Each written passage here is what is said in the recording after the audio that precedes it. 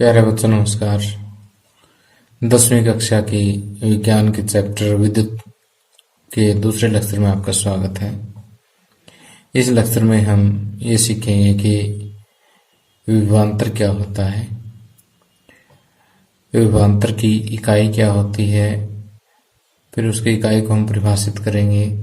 विभवांतर को किस यंत्र द्वारा मापा जाता है, उस यंत्र को इलेक्ट्रिक सर्किट में किस तरह से हम जोड़ते हैं और विभवांतर का सूत्र क्या होता है, तो ये बातें हम सीखेंगे। इसके अलावा विद्युत परिपथ आरेख क्या होता है और इसमें हम विभिन्न विद्युत के अवयवों के सिंबल्स के बारे में पढ़ेंगे। तो आइए सबसे पहले हम देखते हैं कि विद्युत विभवांतर क्या होता है, या सिंपली हम इसको विभवांतर के नाम से जानते हैं। विद्युत शब्द अगर हम ना भी बोले तो भी विभवांतर सफिशिएंट है। तो विभवांतर से पहले हम विद्युत धारा के बारे में पहले लेक्चर में पढ़ चुके हैं।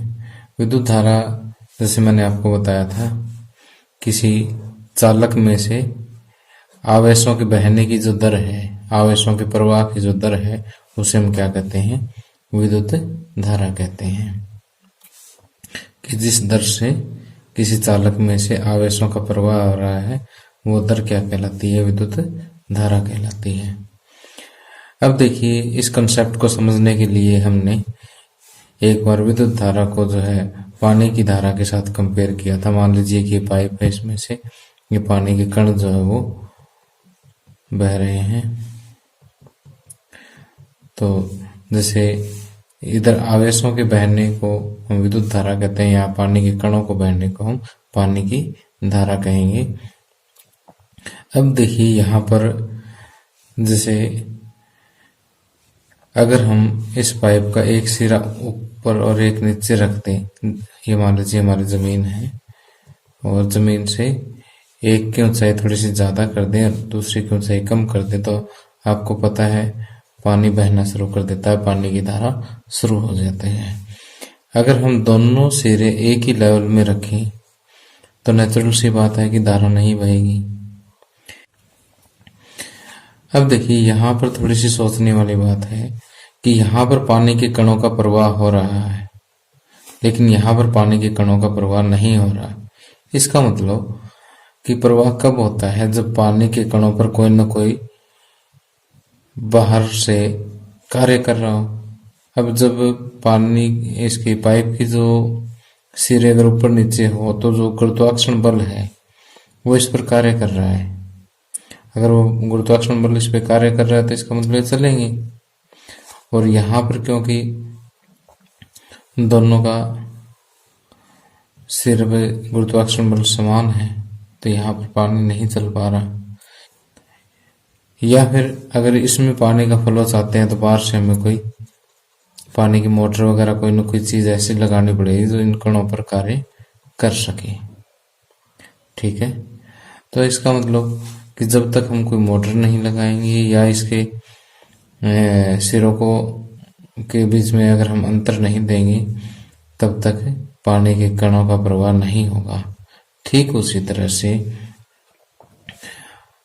आवेशों को बहाने के लिए भी हमें कुछ न कुछ इसके साथ ऐसी चीज लगानी होगी जो इन दोनों के बीच, दो सिरों के बीच में विभव का अंतर पैदा कर दे। उसके लिए हम क्या करते हैं कि एक बैटरी लगाते हैं, और ये वैसे बैटरी एक सेल का सिंबल होता है। तो ये बड़ा सिरा सेल का पॉजिटिव होता है, छोटा सिरा सेल का नेगेटिव होता है। अब इस सेल का नेगेटिव क्या करेगा? इलेक्ट्रॉनों को रिपेल करना शुरू कर देगा, प्रतिकर्षित करना शुरू कर देगा, धकेलना शुरू कर देगा। तो इसी तरह से जब इलेक्ट्रॉन चलेंगे किसी चालक में से, तो इलेक्ट्रॉनों के प्रवाह से क्या बनेगा? विद्युत धारा बनेगी। तो कहने का मतलब ये है कि यहाँ पर आवेशों पर काम करने वाली एजेंसी क्या है? ये सेल है। ठीक है, तो देखिए कि यहाँ पर हम विभवांतर को कुछ इस तरह से परिभाषित करेंगे कि जैसे चालक के कोई भी दो बिंदु हम ले लेते हैं, किसी इकाई आवेश या एकांक आवेश को एक बिंदु से दूसरे बिंदु तक ले जाने में जो कार्य किया जाता है वो क्या कहलाता है? इन दोनों सिरों के बीच का विभवांतर कहा जाता है। ओके, एक बार फिर से, एकांक आवेश को एक बिंदु से दूसरे बिंदु तक ले जाने में जितना कार्य किया जाता है वो कार्य क्या कहलाता है? उन दोनों बिंदुओं के बीच का विभवांतर कहा जाता है। तो विभवांतर जो है आपको समझ में आ गया होगा कि जैसे ये चालक के दो बिंदु हैं, तो इकाई आवेश या एकांक आवेश को यहाँ से यहाँ तक ले जाने में जो कार्य हम करेंगे वो कार्य क्या कहलाता है? विभवांतर कहलाता है। तो विभवांतर को हम अंग्रेजी के अक्षर V से डिनोट करते हैं, कैपिटल V है ये। तो विभवांतर जो है वो किसके बराबर होता है कि मान लीजिए कि एकांक आवेश, एक कूलाम आवेश तो बहुत बड़ा होता है, तो हमें ये कहते हैं कि मान लीजिए क्यू आवेश यहाँ से यहाँ तक गया, ठीक, क्यू आवेश एक स्थान से दूसरे स्थान तक हम लेकर के जाते, चाहे ऐसे ले जाए, एक ही बात है। तो क्यू आवेश को ले जाने में मान लीजिए काम डब्लू करना पड़ा, क्यू आवेश को एक स्थान से दूसरे स्थान तक ले जाने में काम कितना करना पड़ा? डब्लू, इकाई आवेश को W/Q, और इकाई आवेश को जो ले जाने में जो कार्य करना पड़ता है वो किसके बराबर होता है? विभवांतर के बराबर। तो विभवांतर का सूत्र आ जाता है किया गया कार्य बटे प्रवाहित आवेश। ओके, तो अभी तक जो मैंने पढ़ाया है उसको मैं अभी आपके सामने स्क्रीन पर दिखाता हूं। अब देखिए कि विभवांतर क्या होता है। एक मिनट ये छोड़ देते हैं। विभवांतर क्या होता है कि किसी धारावाही विद्युत परिपथ के दो बिंदुओं के बीच विद्युत विभवांतर को हम उस कार्य द्वारा परिभाषित करते हैं जो एकांक आवेश को एक बिंदु से दूसरे बिंदु तक लाने में किया जाता है। या और सिंपल भाषा लिखना चाहते हो तो किसी विद्युत परिपथ के दो बिंदुओं के बीच का विभवांतर हम इस तरह से परिभाषित कर सकते हैं कि एकांक आवेश को एक बिंदु से दूसरे बिंदु तक लाने में किया गया कार्य विद्युत दो बिंदुओं के बीच का विद्युत विभवांतर कहलाता है। अब देखिए कि दो बिंदुओं के बीच के विभवांतर V का जो सूत्र है वो किया गया कार्य बटे प्रवाहित आवेश। किया गया कार्य को हम कैपिटल W से और प्रवाहित आवेश को कैपिटल लेटर Q से डिनोट करते हैं, या V बराबर W/Q। अब विभवांतर की जो इकाई है, असाई मात्रक जो है, इसका मात्रक या इकाई एक ही बात होती है। असाई मात्रक है वो क्या है? वोल्ट है। अब देखिए हमारे पास क्वेश्चन ये आता है कि एक वोल्ट को परिभाषित कीजिए, एक वोल्ट को परिभाषित करें। अब देखिए वोल्ट क्या है? विद्युत विभवांतर की इकाई है, और अगर किसी भी राशि की इकाई परिभाषित करनी हो तो यदि हमारे पास उस इकाई का सूत्र है तो हम उस सूत्र से ही डिफाइन करेंगे। अब देखिए विभवांतर एक वोल्ट कब होगा? जब किया गया कार्य क्या हो? एक इकाई, यानी कार्य की इकाई क्या है? एक जूल है, और आवेश की इकाई क्या है? एक कूलाम है। ठीक, तो एक जूल बटे एक कूलाम क्या होता है? एक वोल्ट होता है। अब इसको हम ये लिखेंगे कि किसी चालक के दो बिंदुओं के बीच विभवांतर एक वोल्ट होगा यदि एक कूलाम आवेश को एक बिंदु से दूसरे बिंदु तक ले जाने में एक जूल का कार्य किया जाए।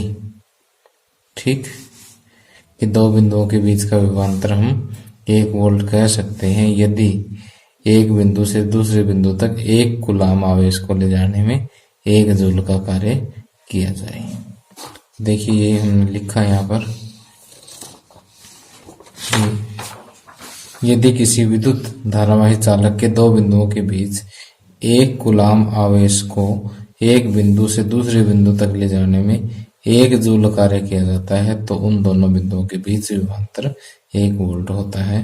अतः 1 वोल्ट बराबर 1 जूल बटे 1 कूलाम, या जूल पर कूलाम जो है 1 वोल्ट होता है।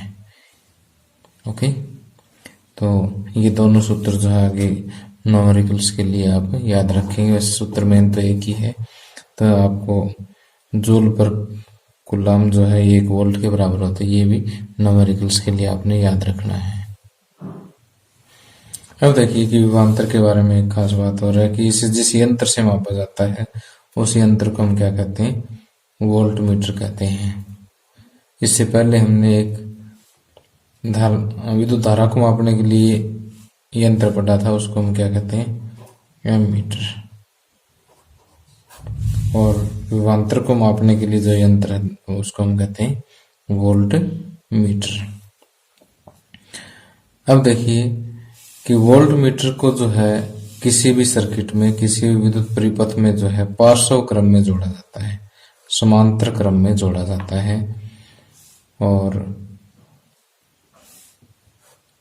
जो एमीटर का मैंने आपको बताया था, इसको कहां पर जोड़ा जाता है, श्रेणी क्रम में। ठीक, अब श्रेणी क्रम में या पार्श्व क्रम में देखिए कि जैसे मान लीजिए हमारे पास ये कोई भी 2 बिंदु है और यहाँ पर ये बैटरी लगी हुई है। अब अगर हमें एमीटर जोड़ना होगा तो इस तरह से सीरीज में ही जोड़ेंगे। सीरीज में या श्रेणी क्रम में क्या होता है कि अगर हम एक बिंदु से दूसरे बिंदु तक जाएं तो कोई और रास्ता नहीं बनता हमारे पास। और जैसे हमें यहाँ से धारा मापनी है, विद्युत धारा मापनी है, तो एमीटर बता देगा कितनी विद्युत धारा यहाँ से फ्लो कर रही है।